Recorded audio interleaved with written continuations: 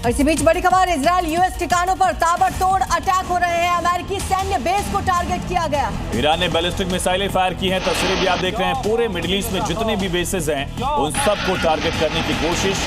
Iran ने ballistic मिसाइलों का जखीरा जो है वो अब अपने दुश्मनों के खिलाफ खोला। तो एक साथ कई मिसाइलें दागी गई हैं ईरान की तरफ से और लगातार टारगेट किया जा रहा है इजराइल यूएस के कई शहरों को।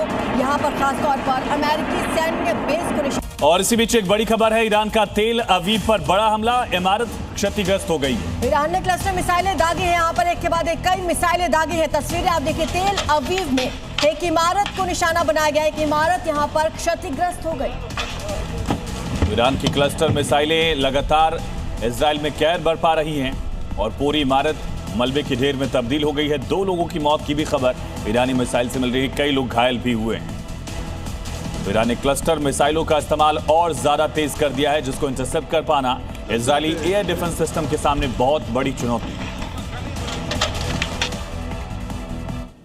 अमेरिका, इजराइल और ईरान के बीच चल रही जंग समय के साथ और विध्वंसक होती जा रही है। इजराइल का दावा यह है कि उसने ईरान की बासिस फोर्स के कई कमांडोज को ड्रोन अटैक में मार गिराया है। यही नहीं, इस फोर्स के कई ठिकानों को भी तबाह करने का दावा किया जा रहा है। इसकी तस्वीरें भी सामने है, जिसमें साफ साफ दिखाई दिया कि सड़क किनारे तंबू लगा है, वहां एक कमांडो बैठा हुआ है। तभी अचानक आसमान से विस्फोटक गिरता और कमांडो के परखच्चे उड़ जाते हैं। फुटपाथ पर खड़ी हुई कार हिल जाती है, आसपास धुआं फैल जाता है, चारों तरफ चीख पुकार मच जाती है। ईरान में इजराइल और अमेरिका चुन चुनकर बासिज फोर्स को निशाना बना रखे हैं। बड़ी सफाई से बासिज कमांडोज पर हमला बोल रहे हैं और अपने टारगेट को मिट्टी में मिला रखे हैं। राष्ट्रपति द्रौपदी मुर्मू आज अयोध्या दौरे पर रहेंगी, जहां वो राम जन्मभूमि मंदिर के अलग अलग जगहों पर दर्शन और आरती करेंगी। इसके बाद राम मंदिर परिसर में श्री राम यंत्र की स्थापना भी करेंगी। उसके बाद मथुरा के लिए रवाना हो जाएंगे।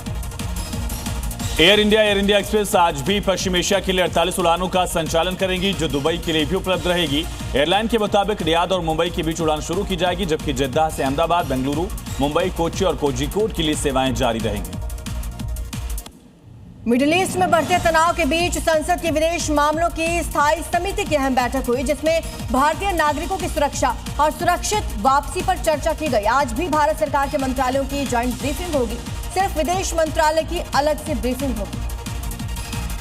राहुल गांधी की दोहरी नागरिकता के मामले को लेकर आज इलाहाबाद हाईकोर्ट की लखनऊ बेंच में अहम सुनवाई होगी। हाईकोर्ट ने मामले में केंद्र सरकार से संबंधित केस फाइल तलब की है। मामले से जुड़ी जानकारी जो है वो मांगी गई है।